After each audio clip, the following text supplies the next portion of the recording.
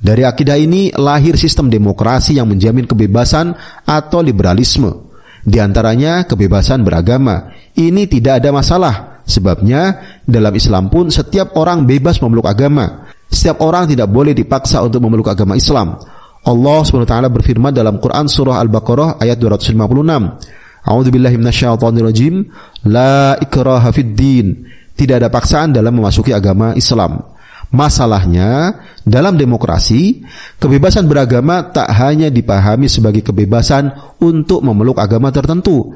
Namun faktanya, demokrasi juga menjamin kebebasan orang untuk gonta-ganti agama, termasuk murtad dari agama Islam. Ini jelas bertentangan dengan ajaran Islam itu sendiri. Rasulullah Shallallahu Alaihi Wasallam bersabda, "Man baddala dinahu faqtuluh." Siapa saja yang mengganti agamanya atau murtad dari Islam, maka bunuhlah. Hadis riwayat Al-Bukhari. Demokrasi juga menjamin kebebasan bagi siapapun untuk menyelewengkan ajaran agamanya. Buktinya, munculnya ratusan aliran sesat, termasuk yang menistakan ajaran Islam, terkesan seolah dibiarkan. Belum lagi munculnya beragam pemikiran liberal yang juga sesat dan menyesatkan. Misalnya saja, pemikiran tentang pluralisme agama yang memandang semua agama sama. Juga pemikiran tentang toleransi beragama yang kebablasan, yang melahirkan sinkretisme atau campur aduk agama seperti doa bersama lintas agama dan lain-lain. Semua seolah dibiarkan oleh negara atas nama demokrasi dan kebebasan. Di sisi lain, sikap untuk berpegang teguh pada akidah Islam yang lurus, termasuk pada identitas Islam, keinginan untuk hidup diatur oleh syariat Islam secara kafah, termasuk mengkaji dan mengajarkan ajaran Islam tentang khilafah, acap kali dicap sebagai radikal, atau dikaitkan dengan radikalisme, bahkan dengan terorisme. Alhasil, sekularisme yang melahirkan kebebasan atau liberalisme justru merupakan pangkal kesesatan. Pendengar rahimakumullah, pentingnya berpegang teguh pada Al-Quran dan As-Sunnah. Di antara dampak buruk sekularisme yang diterapkan di negeri ini adalah menjadikan banyak kaum muslim tidak lagi berpegang teguh pada agamanya. Mereka tidak lagi berpegang teguh pada Al-Quran dan As-Sunnah. Akibatnya, banyak kaum muslim mudah tersesatkan dari agamanya.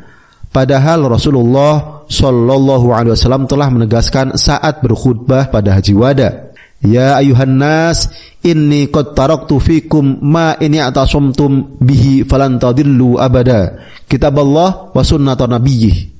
Wahai manusia, sungguh telah aku tinggalkan di tengah-tengah kalian suatu perkara yang jika kalian pegang teguh, niscaya kalian tidak akan tersesat selama-lamanya, kitabullah dan sunnah nabinya. Hadis riwayat Al-Hakim dan Al-Baihaqi. Berpegang teguh pada Al-Quran bermakna menjadikan Al-Quran dan As-Sunnah sebagai pedoman hidup. Sikap ini meniscayakan antara lain, pertama, menjadikan Al-Quran dan As-Sunnah sebagai rujukan. Bisa dilihat di Quran Surah An-Nisa ayat 59. Kedua, menjadikan Al-Quran dan As-Sunnah sebagai standar halal haram, benar salah, dan baik buruk. Artinya, yang wajib dijadikan tolak ukur adalah apa saja yang diputuskan dan dinyatakan oleh Al-Quran dan As-Sunnah.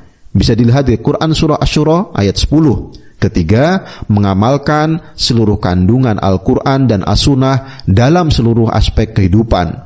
Bisa dilihat di Quran Surah Al-Baqarah ayat 208. Wallahu alam bissawab. Demikian materi Buletin Dakwah Kafah edisi 299. Negara wajib menjaga akidah umat.